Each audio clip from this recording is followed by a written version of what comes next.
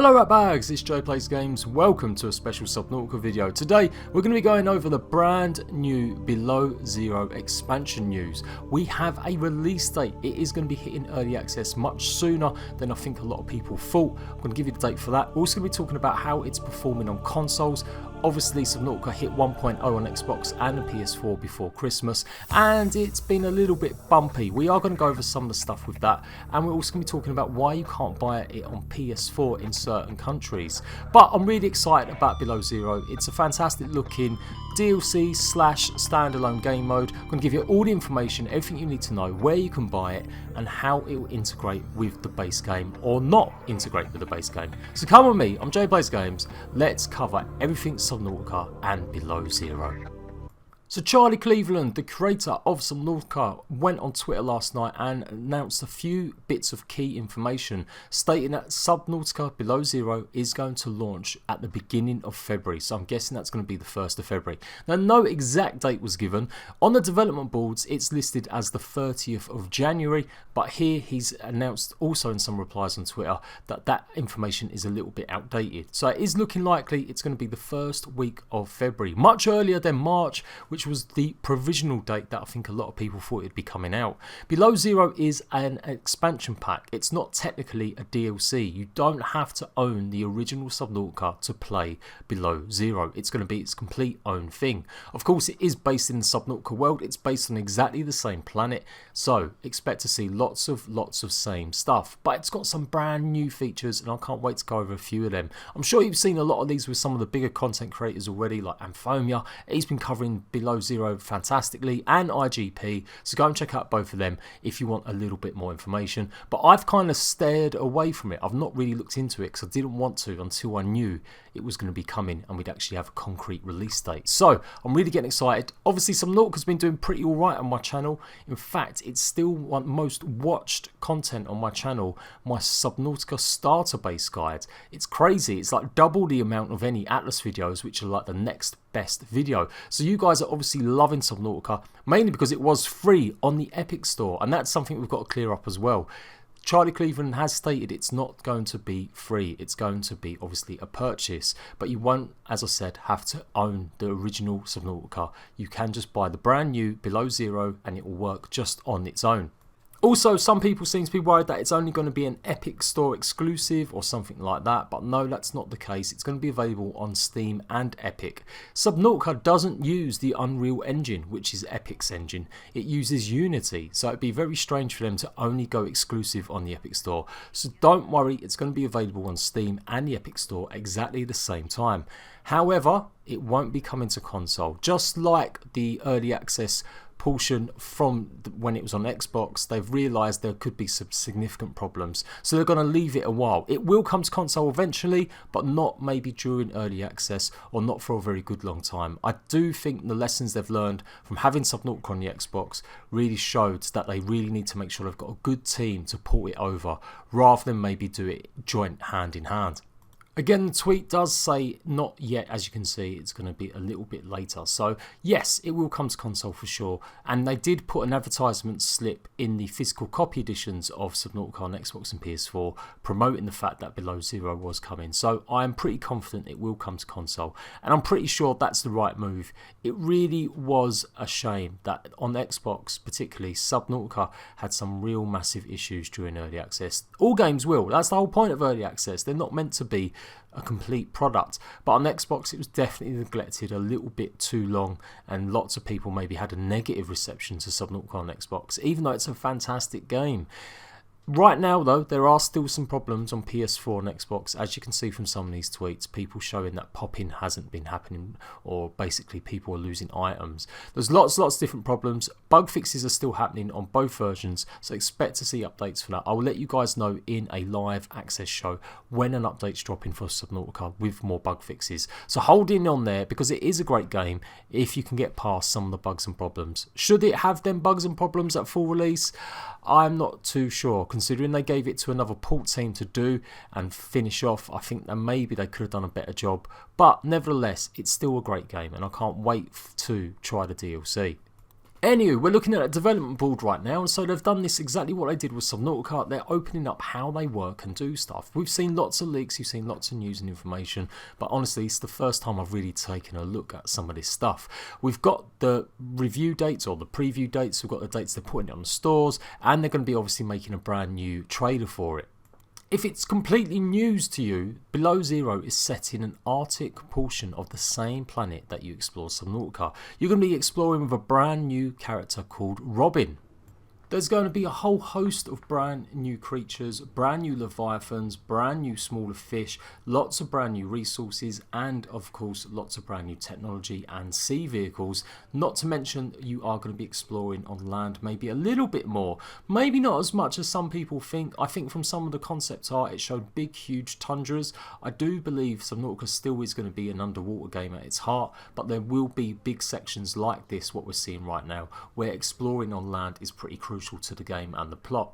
Your character Robin has intentionally visited the planet to do something, explore, maybe recce all the alien artifacts that are here and the precursor technology, but something goes wrong as we see from the intro sequence, and then I guess you're stuck surviving just like you were in the original. This does take place after the first game, it is in a timeline after that, so maybe the information that you brought back when, spoilers, you escaped the planet, that's the kind of information that they led to them coming back to this planet to discover what exactly was going on. So expect the usual gameplay mechanics. It's not really going to be too mixed up, as you can see from the intro sequence. Picking up PDAs and getting voice acted little sort of mini short radio signals is going to be part of it. They have said there's going to be an NPC, but it's maybe not the type of NPC that you would kind of expect. It's going to be like a robot or some sort of item or entity that just helps you out during the game, not necessarily going up to players and trading. You're not going to come across any other humans,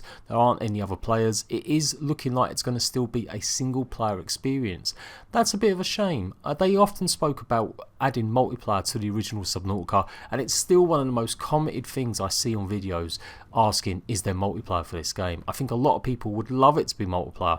I don't think it needs it. I think it's quite good as a single player sort of almost horror experience. The amount of times I've jumped out of my skin when a leviathan's grabbed hold of me, or just the creepy sounds, and Below Zero has bundles of that stuff in it. Look at this storm as well, it's pretty scary. So really looking forward to this one. It looks really crazy. The environments look much better. I've got to say, the first environments like the islands, I'm talking about land masses, weren't maybe given as much attention as the underwater section. So I'm really pleased to see that the land stuff here looks a little bit more alien, a little bit more exotic. Obviously it's very cold, so it's still a little bit similar to what you're used to seeing with all the snow, but I still think it looks fantastic. It looks much better than the island, like the tall peaks or anything else. You've got ice here that we're slipping and sliding on as well, so that may part, you might have to get some sort of special snow boots. Lots of new features that we're going to go over.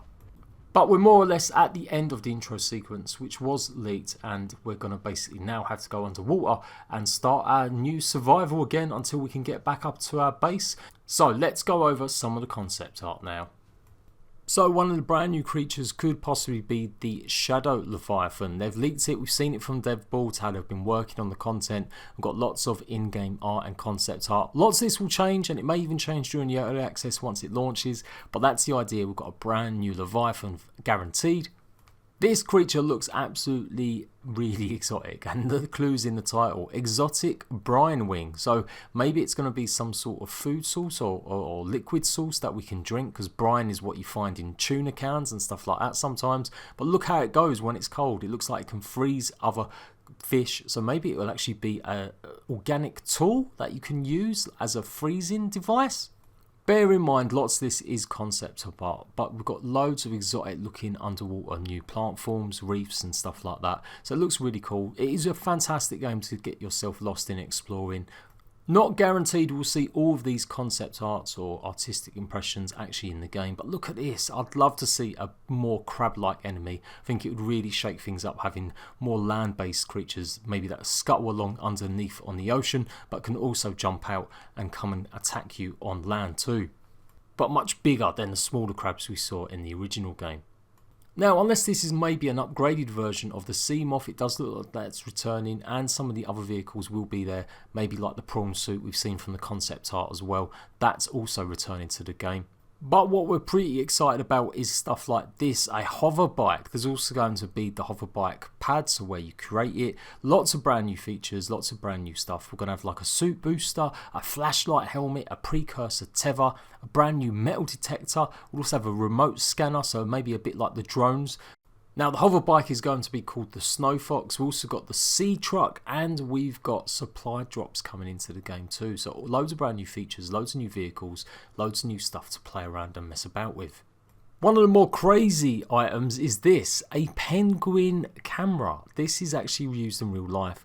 Penguin cameras basically go around and study and view penguins when they're out in the wild. Well, Subnautica seem to have installed this. There are pages of this relating to how it's going to work, what uses it's going to have in the game. So you'll be able to use this as a camera drone on land. Although again, take it all with a pinch of salt. We don't know for sure lots of these things will actually be part of the final game, or whether or not they're just test ideas that they're talking about. There are so many new creatures to go over that they're adding. Look at this, a snow stalker. So pretty much what you would expect from the sea stalker underwater, but now he's on land bugging you and creeping up behind you. Now you can see from the concept art for this one, it's more of a hover sort of vehicle, hover submarine. Maybe it can do two jobs, go from water straight to land like a hover machine does.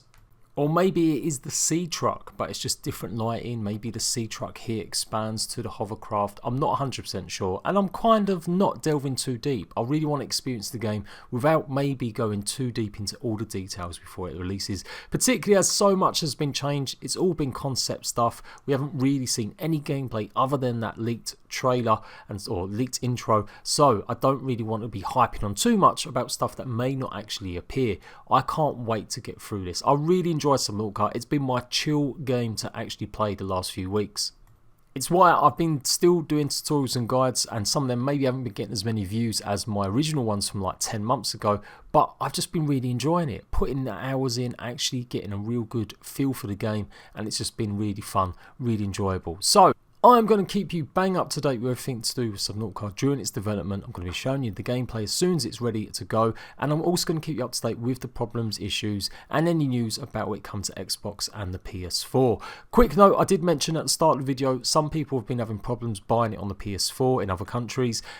It was down to localization. They basically didn't have enough languages translated, and you need for the PS4 to have your store page translated into every single country that you want to sell it in. Obviously, I think quite rightly so. So that meant they had to go and find localization experts to go and do it all for the country. So don't worry, you will get a chance to play Subnautica soon. Once they've fixed that, I'll let you guys know when that's available too. It is rumoured that Below Zero is going to support virtual reality as well, so if you've been playing it on your PC or with the Hive and with the other kits, that should still be the case with the DLC, but probably not until much further in development again. I'm Jade Plays Games. This has been all the information I know about Below Zero. Keep up to date, make sure you're notified, you've got the notification bell ticked on, make sure you've liked this video, and I'll see you rat bags in the frozen colds very soon.